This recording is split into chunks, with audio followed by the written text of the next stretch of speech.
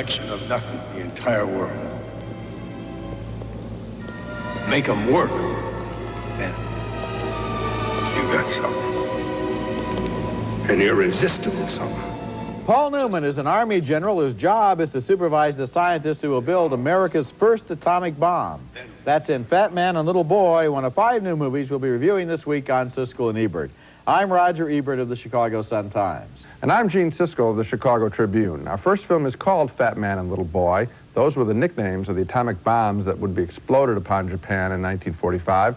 And this is the story of the military development of the bomb, with Paul Newman playing the Army general in charge of the project, leading a bunch of brilliant scientists who are forever questioning what they are building. Here's Newman's welcoming speech to the scientists in New Mexico. You are here to go beyond the theoretical, the speculative, the fanciful. You are here to harness your God-given talent, your mind, your energy, in the practical pursuit of one thing, a military weapon.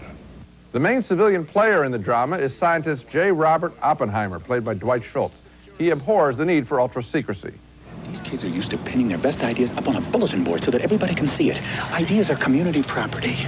Free access to information is a matter of principle. You force my hand on this, and all right, you'll win. There won't be any free discussion because there won't be anybody left to have it. The best part of the film is when it deals with the issue of whether a military man can withhold the use of a new weapon.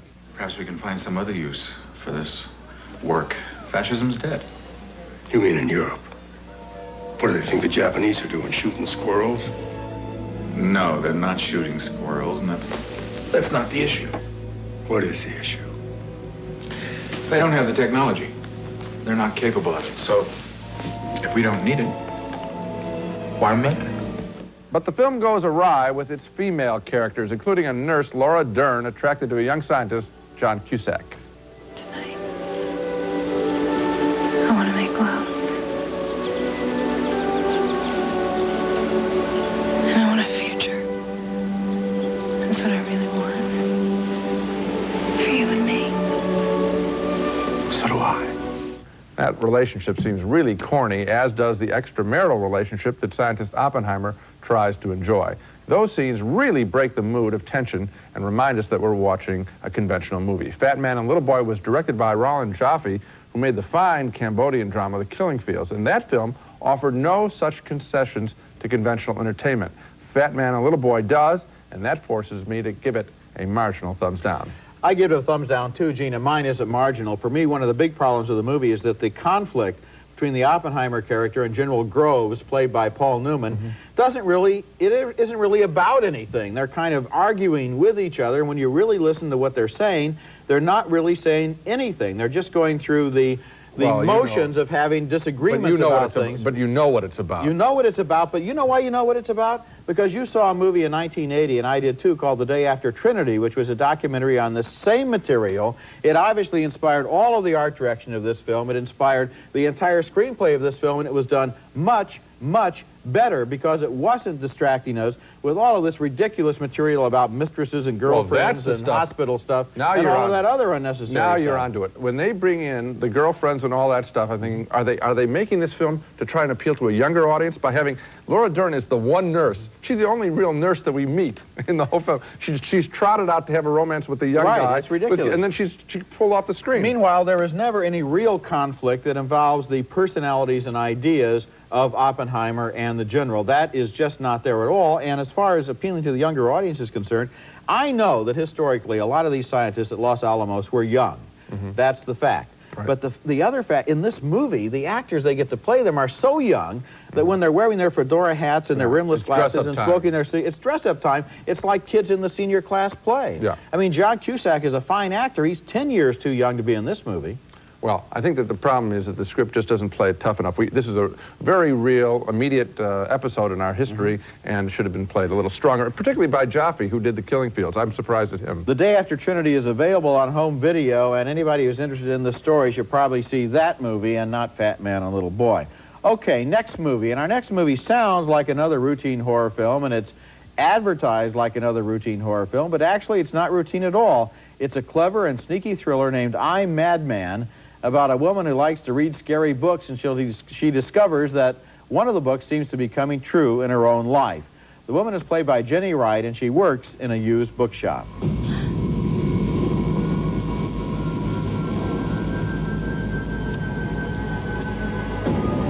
She is attracted to the work of a little-known writer named Malcolm Brand until he turns up in her kitchen one night.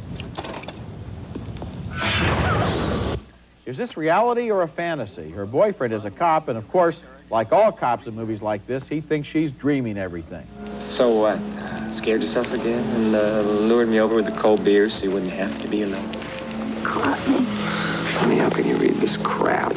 I don't know. It's some thing. It's like potato chips. I can't stop.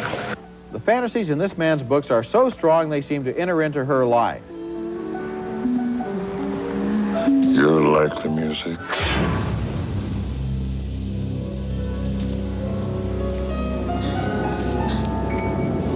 Why are you doing this to me?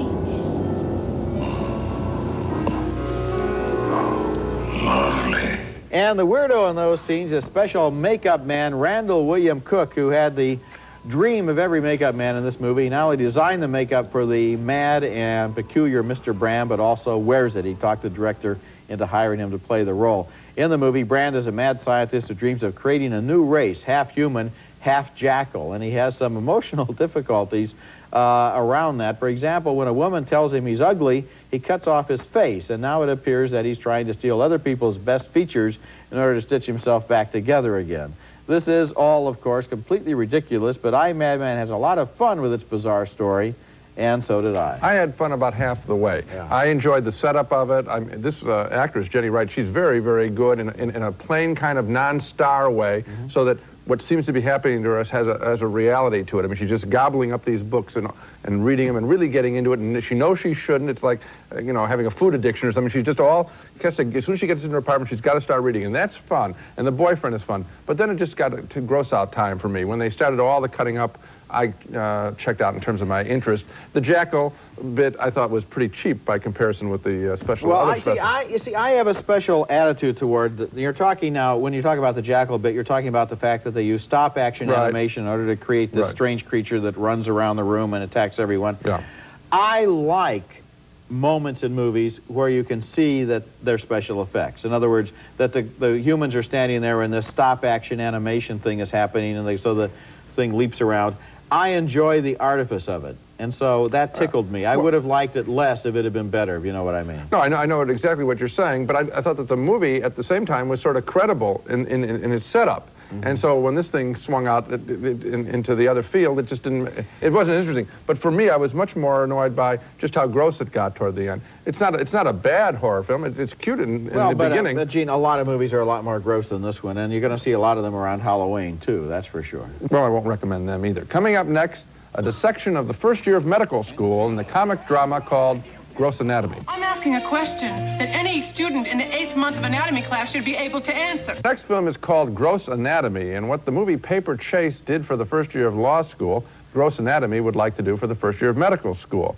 The movie isn't all that serious, however, mixing traditional story elements such as a romance between a pair of students, Matthew Modine and Daphne Zuniga. Pick a partner. Practice on someone else. Forget it. Another key relationship is between the happy-go-lucky Modine and his tough anatomy professor, played by Christine Lottie. Do you think you'll be able to give me these examples tomorrow? I'd bet my life on it. Okay. How about you, Ms. Rohrbach? Would you bet your life on it?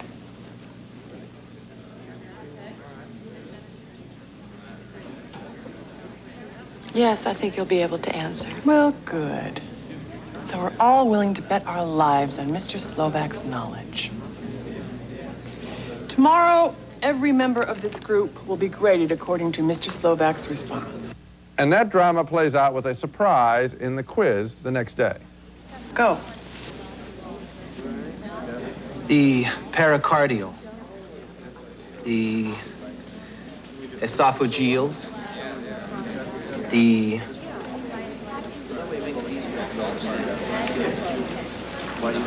intercostals. How many pairs of intercostals? 9.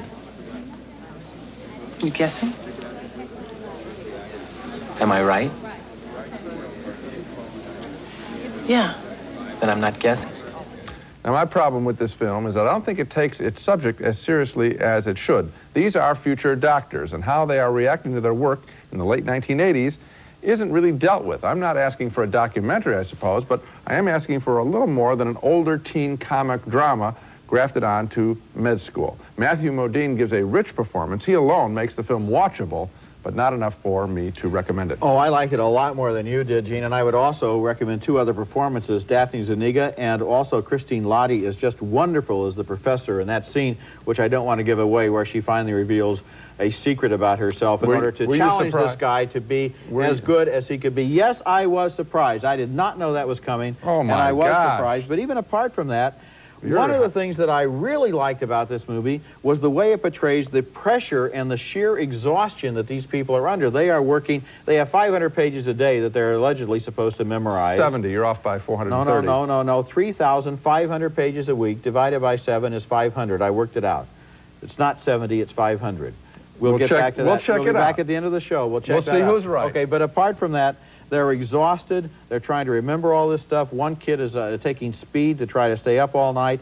It brought back for me the feelings in college that I had of anxiety when you're taking an exam and you don't know the material and you're going to fail and humiliate yourself and disappoint your family. All of those feelings are there, and for me, they all work. Well, they don't all work for me. Some of the stuff is there. It's true in any college situation. I just thought they have the rich kid, it turns out to be not such a hot student after all, and the romance between the best-looking guy, Modine, and the best-looking girl, Zuniga, was a little pat, a little obvious, a little...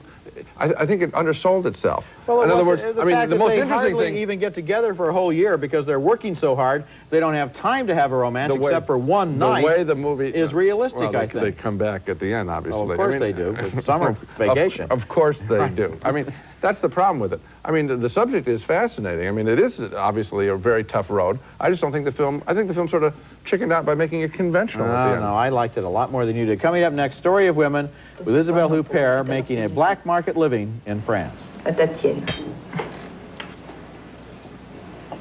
Story of Women, and it takes place in wartime France, where a very stubborn and determined woman tries to get rich by working outside the law as an abortionist and a black marketeer. The woman is played by Isabelle ordinary feelings and allows greed and self-interest to rule her life.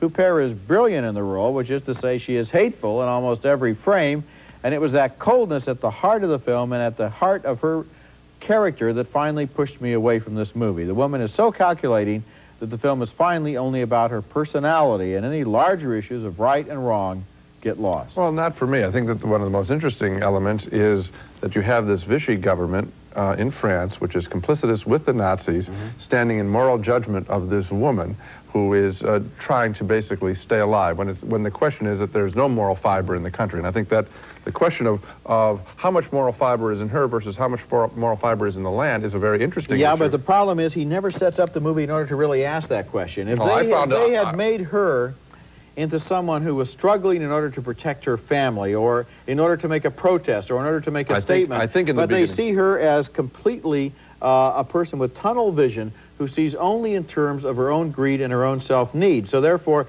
she doesn't make a contrast to the actions of I think in the beginning she isn't that way. I think toward the end, I think she is. She's intoxicated by what she's trying to do. In the beginning, I think she just sees it as something to be doing. I don't think I think there is a need there. But even at the end, even after she's in jail and it's clear that she's headed for the gallows, she's saying things like, "I want to be a music hall performer." You see, she just never understands her position. She doesn't expect what's going to happen to her that is going to happen. It's based on a true case, and I was fascinated by it. I'm interested in that whole period of wartime France and the moral dilemmas that people were caught in, particularly the government itself. I will give you this. I will give you that it is a very good performance by Isabelle Huppert, and well-directed film. It's just that it was so cold that I just couldn't.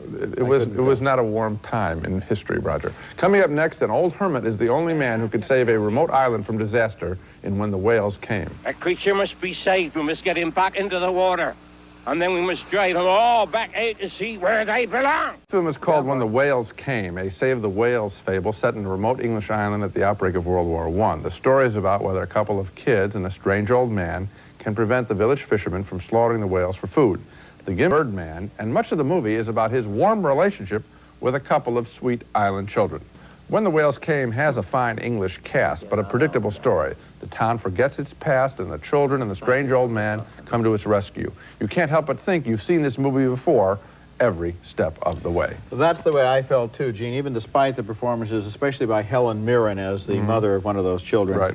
This movie is so gloomy. Yeah. Noble, yes, but gloomy. I mean, the townspeople are gloomy, the sky is gloomy, the island is gloomy, and it has the basic thing that you see in most of these movies, which is that the townspeople always look like a bunch of extras who've been dressed in old coats and things from the junk store. They always appear over the hill when they're needed, 47 people with pitchforks, and then when they're not needed, they all run over the hill again. You never see where they live. They never have lives of their own. They're just a mob, you know. It's like that nurse that Laura Dern played in Fat Man, a little boy. Just turns up in order to perform a function, then leaves again. And the subplots, like the father who goes off to the war and then he comes back from the war, has nothing at all to do with the whales. Now, I'm in favor of saving the whales, but I don't think the cause is going to be helped by making it boring and depressing and dreary and with all of this false nobility so that you sit there thinking, I don't know if I'm, you know, this is the kind of movie where you expect them to pass the collection plate. Yeah, it really is boring. The most interesting thing are those narwhals and those horns that come out of their heads. I mean, it's fabulous, but other than that, the people are boring. Now let's take another look at the movies we reviewed on this show. 2 thumbs down for Fat Man and Little Boy, an unfocused and unexciting story about the birth of the atomic bomb. A split decision on I, Madman, which I enjoyed as an offbeat, entertaining horror film. Gene liked the setup, but not the payoff. Another disagreement on Gross Anatomy, the movie about the first year of med school. I thought it was much more moving and convincing than Gene did. And another disagreement on Story of Women, the story of an abortionist in World War II France. I thought it was too cold. Gene thought that was appropriate. And finally, 2 more thumbs down for the dreary, gloomy, sanctimonious When the Whales Came. And so my #1 recommendation this week would certainly be Gross Anatomy and then I, Madman. And for me, it's a Story of Women. I think it's a real strong picture. One thing we should mention, you know, with movies coming out on video so quickly, like Batman and so forth, I, Madman is going to be on video in November. Right. And another thing we should mention... I knew you were going to get to that. I was absolutely right. We looked it up. They do have to study 3,500 pages a week, 500 pages a day. My math was flawless. My memory was perfect, and you were absolutely wrong. The only thing you missed the boat on was the movie. That's it for this week. Next time we'll be back with reviews of more new films, including Immediate Family, a baby adoption drama starring James Woods and Glenn Close. Also the drama Dad, starring Jack Lemmon as the father of Ted Danson. That's next week, and until then, the balcony is closed.